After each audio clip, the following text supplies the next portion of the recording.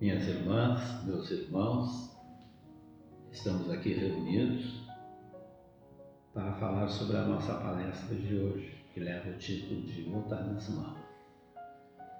Lembrando que Jesus é o amigo incondicional de nossas almas. Lembrando que Jesus disse, entre tantas coisas, que quando estivéssemos reunidos entre dois ou mais, em nome dele, ele estaria conosco. A nossa ideia é estarmos reunidos em nome e com Jesus. Portanto, ele está conosco, absolutamente conosco. E ele, por ser o amigo incondicional de nossas almas, ele está nos envolvendo com seus eflúvios de luz, de paz e de amor.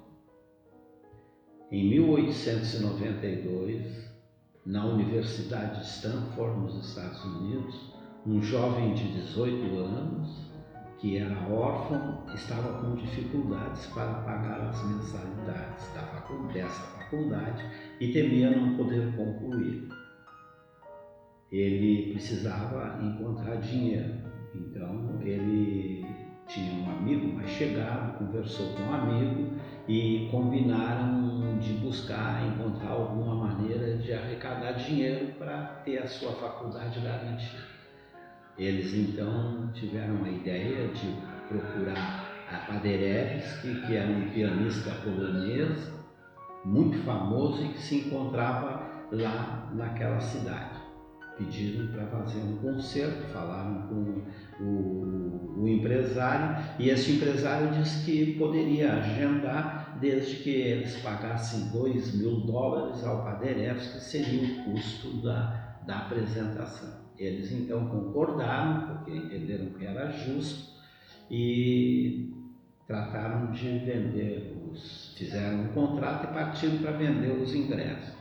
Não conseguiram arrecadar apenas $1.600, mas como o concerto estava anunciado, eles foram até a Paderewski e numa audiência explicaram a ele, contaram toda a situação e disseram que só tinham $1.500. Colocaram na frente do Paderewski os $1.600 e fizeram um cheque de $400. E na ocasião avisaram ao Paderewski, olha, nós vamos honrar esse cheque, só vamos precisar de um tempo. E Paderewski, que estava ouvindo e olhando para os jovens, faz algo que surpreende aqueles jovens. Devolve o dinheiro e diz para eles que eles paguem toda a despesa que eles têm com a faculdade e que se sobrasse algum dinheiro que devolvesse, que entregasse para o Paderewski. Isso surpreendeu, né? E assim foi feito. Mais tarde, muitos anos depois, Paderewski, na Polônia, foi tornado primeiro-ministro. Paderewski sempre foi e ainda é, certamente, um grande homem e um grande líder. E adveio a Primeira Guerra Mundial, que foi de 1914 a 1918. A Polônia, que estava no centro desse movimento bélico terrível, ficou praticamente destruída e houve muitas mortes na Polônia em todos os lugares. A Polônia ficou com um déficit de 1,5 milhão de pessoas que passavam fome porque não havia o que comer. Então, o Paderewski tomou conhecimento que nos Estados Unidos havia uma instituição chamada Food and Relief Administration. Paderewski manda uma carta à direção daquela fundação explicando a situação e pedindo ajuda. O dirigente daquela fundação, na época, se chamava Herbert Hoover. E ele então manda toneladas e toneladas de alimento para a Polônia, o que ajudou muito a mitigar a fome e que os poloneses pudessem se alavancar a reforma e a reconstrução do seu país.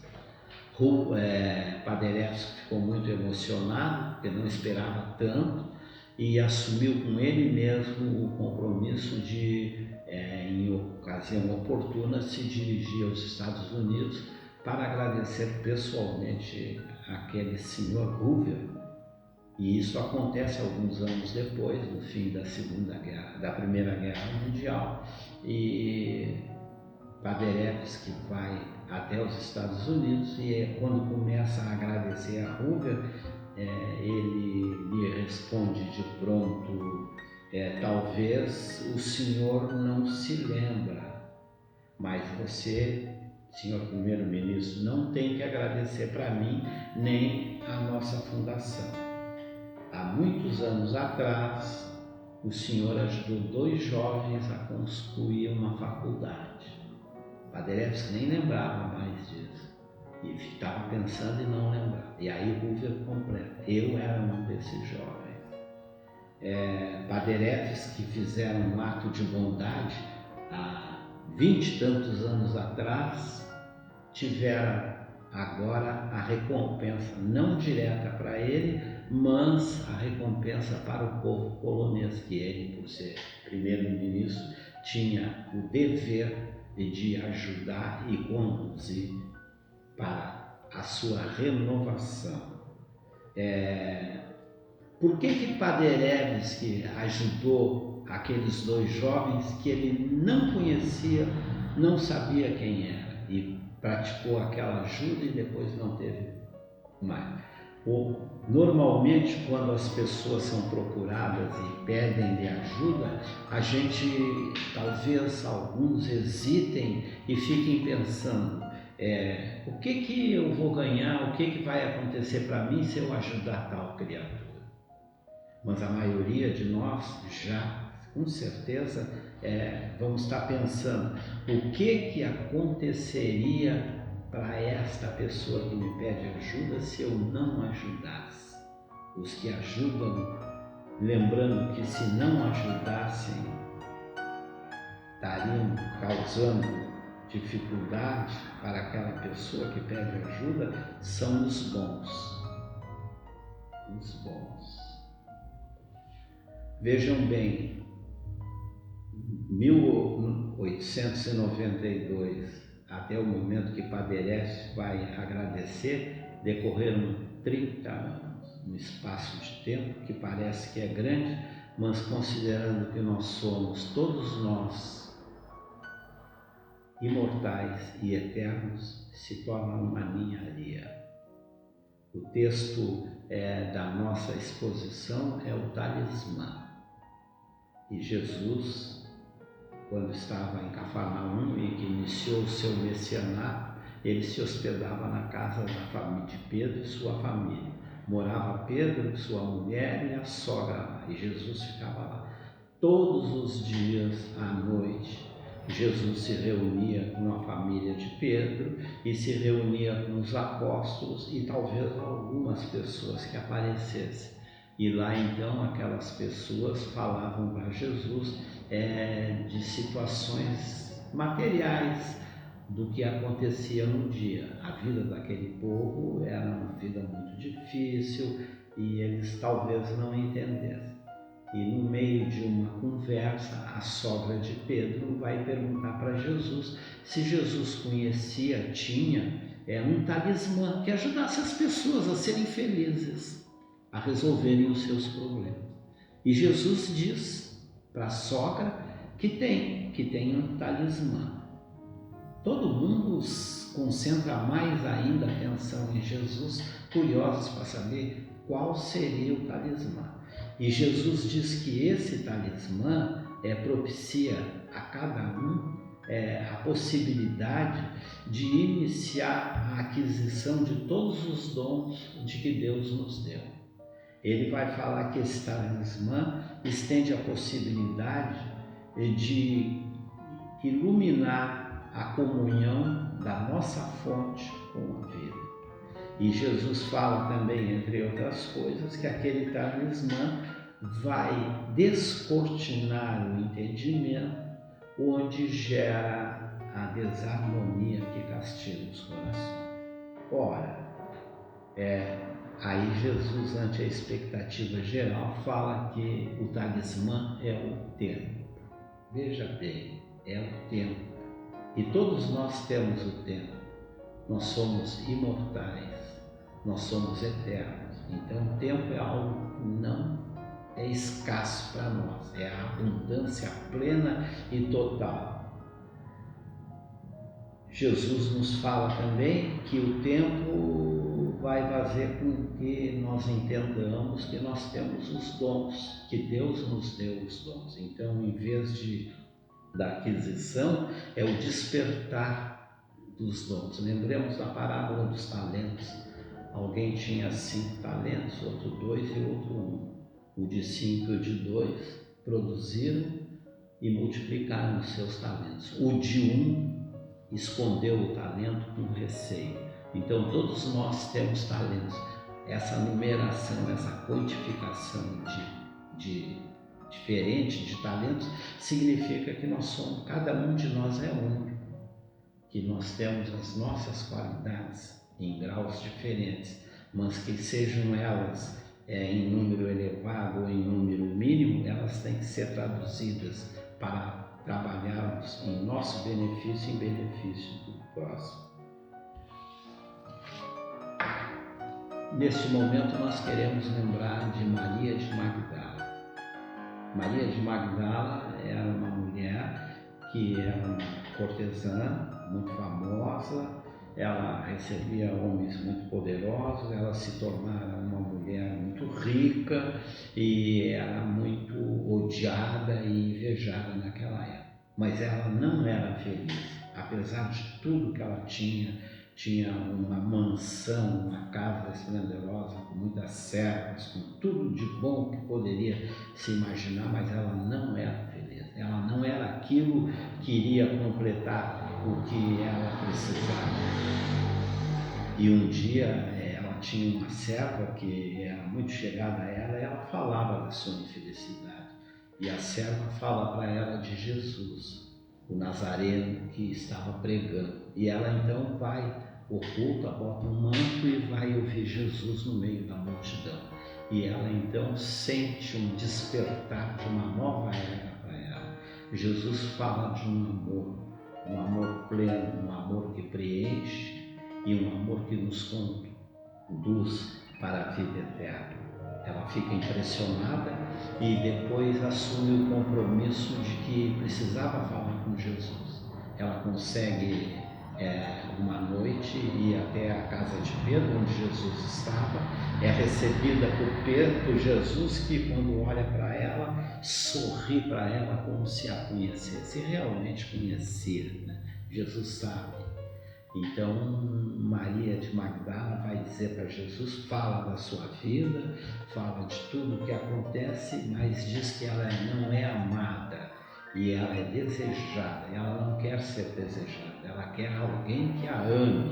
E mesmo aqueles que a amam não lhe dão o amor que ela gostaria de ter, porque ela não consegue dar o mesmo amor que ela tem e que ela quer receber para as pessoas. E ela, quando ouviu Jesus falar sobre o amor, ela se sente realizada, entende que aquele amor que Jesus falava era o amor que ela buscava, ansiava. Então ela vem pedir ajuda para Jesus. E Jesus vai lhe falar que o amor é o amor de Deus, são as coisas divinas. Ela vai dizer então para Jesus, ao longo daquela conversa, que ela tinha muita vontade de ser mãe e que não poderia ser mãe. Jesus lhe vai dizer que é melhor, que ela escolhesse o que era melhor, ser mãe de um filho da sua carne ou ser mãe de outros filhos que não tiveram mães, que as mães abandonaram. Ela fica mentalizando sobre aquilo e depois, na conclusão, entre tantas coisas que conversaram, Jesus diz: vá Maria, vá e seja fiel para Deus. E Maria sai, e quando ela sai, ela percebe que Pedro a olha com um olhar espantado, assim como se não entendesse por que Jesus estava recebendo aquela mulher. E ela vai embora. A partir daquela noite, daquela conversa de Maria de Magdala com Jesus, ela mudou. ela acabou com aquela vida que levava, começou a distribuir tudo que tinha, ajudar as pessoas e ficou numa situação igual à da maioria das pessoas. E ela começou a seguir Jesus. Aonde Jesus ia, ela ia e ficava de longe e ouvia a fala de Jesus. E cada vez que ela ouvia a fala de Jesus, é como se ela se alimentasse. Ela se sentia fortalecida, ela se sentia iluminada. E Jesus foi crucificado. E Maria esteve aos pés da cruz, ela e outras mulheres, entre as quais Joana de Cusa e Maria de Nazaré. Isso foi na sexta-feira. No terceiro dia, no domingo de manhã, Maria se levanta cedo, pega panos e um unguento e vai até o túmulo onde estava Jesus, aquele túmulo que fora cedido por José de Arimateia, e ela vai lá para limpar o corpo de Jesus, para passar um unguento, enfim, tratar o corpo daquele Senhor, o Mestre, o Rabone, como era reconhecido Jesus. Quando Maria chega no túmulo, a pedra tinha rolado e Jesus não estava lá. Depois Jesus acaba, ela chora, está chorando e Jesus pergunta para ela: mulher, por que procuras entre os mortos aquele que está vivo? A nossa ideia não é continuarmos falando sobre esse momento. Maria de Nazaré volta correndo, por orientação de Jesus, avisa os apóstolos, avisa Maria de Nazaré que ele reviveu. Então, a partir daí, há um tempo em que Jesus aparece para os apóstolos, e passado esse tempo, depois de Pentecostes, os apóstolos vão para Jerusalém. Lá um simpatizante de Jesus doa uma propriedade para os apóstolos na entrada de Jerusalém, e lá eles estabelecem a casa do caminho, onde passam a receber criaturas necessitadas de ajuda. Maria de Magdala não é aceita lá pelo seu passado e por ser mulher, então ela fica em Cafarnaum. E uma noite ela está na beira do mar, e vê um grupo de pessoas chegar, e como ela, naquele entardecer, estava sozinha, aquele grupo vai perguntar para ela onde estava Jesus, como eles poderiam encontrar Jesus. E ela diz que Jesus tinha sido crucificado já há alguns poucos meses, e eles são tomados de uma tristeza muito grande. Ela percebera que eles tinham a lepra. E eles dizem: nós soubemos que Jesus opera milagres e viemos lá de Idumeia, chegamos agora em busca de Jesus.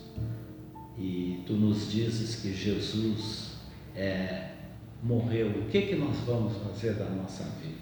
E Maria diz para eles: mas eu conheci Jesus e eu posso falar para vocês de Jesus. E ela fala aquilo com tanta ternura, com tanto amor, que eles pedem que ela fale então, que ela fale de Jesus. E Maria começa a falar, e vai falando, vai contando tudo o que ela sabia de Jesus. Mas mais do que falar e contar o que ela sabia, ela colocava o amor, aquele amor que ela já tinha e que ela queria, e que ela tinha porque ela recebeu pelas orientações de Jesus. Então, como acontecia pela lei daquela época, as autoridades viram que aquelas pessoas eram leprosas e determinaram que eles fossem conduzidos para o Vale dos Leprosos, que era um vale que tinha para as pessoas com essa pedra.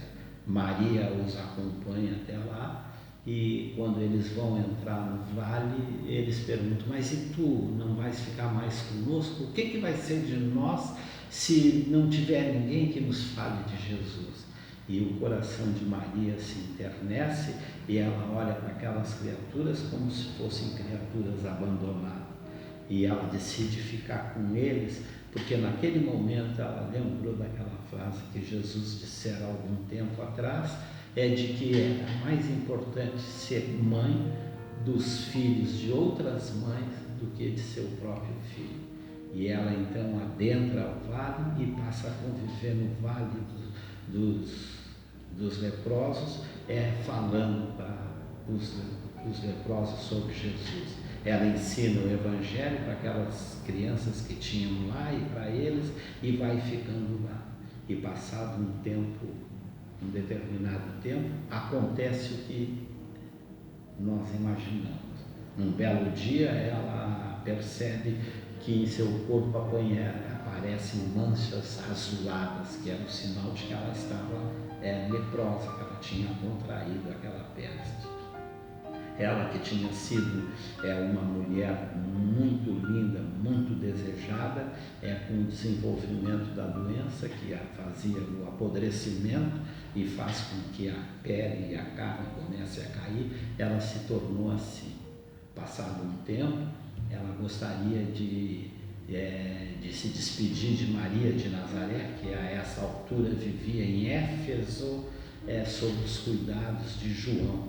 Lembremos que quando Jesus estava na cruz, antes de morrer, naqueles instantes finais, ele olha para Maria, que está aos pés da cruz chorando, e diz para ela: mulher, e olha para João: eis o teu filho.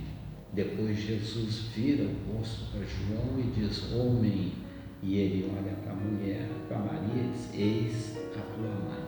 Naquele momento, Jesus nos diz que não existem só as famílias materiais, que além das famílias materiais existem as famílias espirituais. E mais adiante ele confirma este ensinamento, como ele diz, que formam as famílias espirituais aqueles que fazem a vontade de meu Pai. Maria de Magdala estava lá e, por tudo isto, ela vai até Éfeso para se despedir de Maria de Nazaré. Ela acaba se sentindo mal nas proximidades e acaba sendo conduzida até Maria e acaba morrendo lá. Maria de Magdala, quando ela é recebida no mundo espiritual por Jesus. Queremos falar do talismã e Jesus nos trouxe o talismã. Então lembremos, há quem acredite ou não que o tempo é o talismã e há quem acredite ou não nos ensinamentos de Jesus. Mas vejamos duas passagens de Jesus que constam nos evangelhos.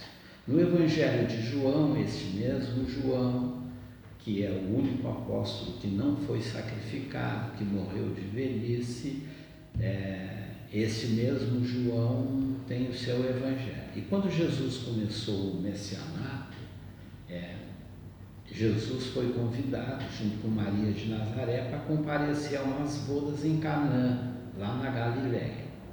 Jesus e Maria estavam na festa, e quando a festa estava no auge, avisam que tinha terminado o vinho.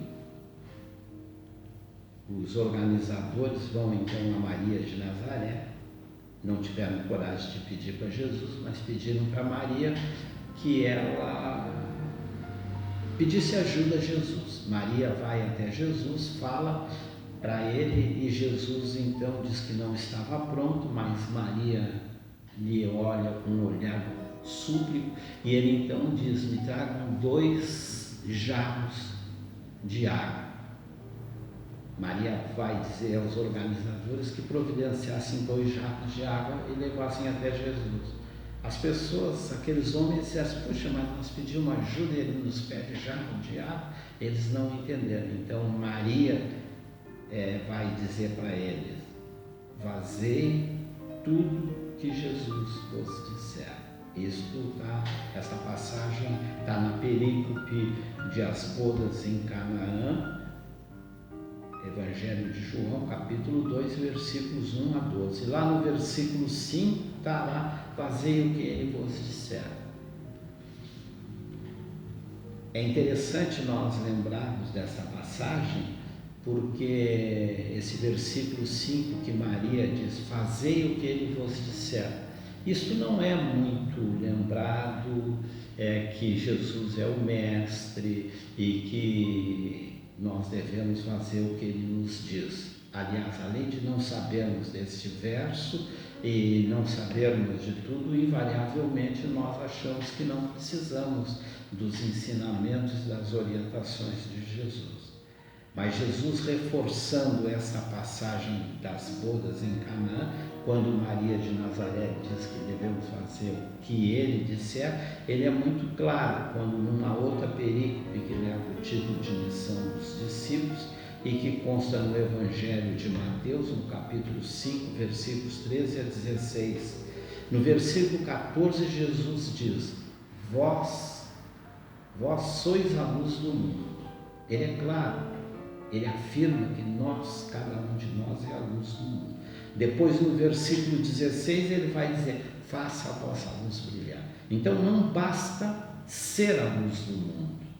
Tem que fazer a nossa luz brilhar. Jesus, em outro momento, vai dizer que não ocultemos a candeia, que coloquemos ela no alto para que todos vejam. Luz, somos luz. Vamos iluminar as pessoas. Seja a nossa luz forte ou seja a nossa luz mais fraca. Lembremos nesse momento, como complemento, a parábola dos talentos. O Senhor foi viajar e pegou os seus talentos e dividiu entre seus servos. Deu 5 para um, 2 para o outro e 1 para o outro. Os de 5 e de 2 produziram os talentos e beneficiaram a todos. E o de 1 escondeu o talento. Cabe a nós entender que o talento um dos talentos que nós temos é a luz. E a luz, sempre que foi difundida, que for colocada no alto, forte ou fraca, ela vai iluminar. E ao iluminar, ela vai afastar sombras. Vamos entender que luz é o bem, é a prática do bem. E a sombra é o mal, a prática do mal. A ideia era reforçar o talismã que Jesus nos apresentou como sendo o tempo. Tanto Padre que no fato real de Padre tem a história do tempo. Lembremos Maria, né? Lembremos Maria de Magdala. Ela, quando conversou com Jesus disse que era mais importante ser mãe dos filhos das outras mães do que ser mãe do seu próprio filho. Lá no Vale dos Leprosos, estando com aquelas criaturas, ela exerceu uma maternidade, um amor, com muito carinho, sobre os filhos de outras mães. E Jesus tinha lhe falado naquele encontro lá na casa de Pedro. Só nesse aspecto nós podemos ver como o tempo é importante. Se nós formos olhar o livro No Mundo Maior, no capítulo 3, quando tem lá o título A Casa Mental, o instrutor Calderaro vai falar para André Luiz, sobre o tempo passado, presente e futuro. E ele vai dizer, entre outras coisas, que passado, presente e futuro está tudo interligado. Nas obras de Kardec também consta que tudo se encadeia. Então não há separação entre passado, presente e futuro. O que foi passado hoje, que nós entendemos passado, foi presente. E naquele momento que o passado foi presente, ele está dizendo que viria o futuro que seria hoje. E o futuro que é hoje, em seguida, vai ser presente. Então não há separação. Deus é perfeito, tudo que criou é Deus perfeito. Não há nada estanque, está tudo encadeado. Por estar encadeado, tudo ocorre dessa maneira. Queremos referir uma passagem de Buda. Buda estava caminhando com seus discípulos e de repente eles param sobre uma árvore e Buda diz: vamos descansar. Ficam algum tempo ali e um daqueles acompanhantes de Buda diz assim: tem uma lagoa ali adiante, eu vou buscar água para nós bebermos. Então ele vai e quando ele chega perto da tal lagoa, ele verifica que há 2 mulheres lavando roupa. E ele vai chegando mais perto e vê do outro lado, num canto, um carroceiro com a sua carroça entrar na beira da lagoa para que o cavalo bebesse água. carroça e tudo. A água está toda turva, porque as mulheres lavavam, agitavam e a carroça e o cavalo agitavam mais ainda. Ele percebe que não é possível utilizar aquela água e volta desiludido e diz para Buda: não dá para usar aquela água porque haviam mulheres lá e havia um carroceiro e a água está muito turva. Então o Buda diz para este homem: sente aí, vamos continuar aqui. E passa um tempo e Buda diz: agora vá buscar. E o homem se levanta, mesmo estranhando, mas vai buscar água. E quando ele chega lá, ele vê que a água estava clara, límpida. Então ele junta a água e leva para Buda. E Buda então aproveita e dá uma lição para eles, né? Que com o tempo, a água que estava agitada, tendo o tempo, a água vai serenar e a poeira e a sujeira vai para o fundo. Tudo isso nos justifica o entendimento que Jesus passou do talismã. Aquele talismã que Jesus falou é atual. Nós temos o talismã. Eu tenho o meu talismã. Cada um de vocês tem o talismã. Nós precisamos ter essa consciência de que temos esse talismã. E quando se tem consciência do nosso poder e das nossas possibilidades, enfrentar qualquer desafio. E isso tudo graças aos ensinamentos de Jesus. Nesse momento se faz ainda muito mais forte, muito mais atuante a presença de Jesus entre nós, porque os ensinamentos de Jesus são sempre atuais. Ele disse: eu sou o caminho, a verdade e a vida. E ele diz para nós também: conhecereis a verdade e a verdade vai salvar. Uma das verdades é que nós temos esse talismã e ela vai salvar não de morrer, mas sim de entendermos o que nós somos e, aplicando esse conhecimento, desenvolvermos satisfatoriamente, segundo o talento de cada um de nós, o nosso progresso. Que a paz de Jesus nos ampare e abençoe. Que assim seja.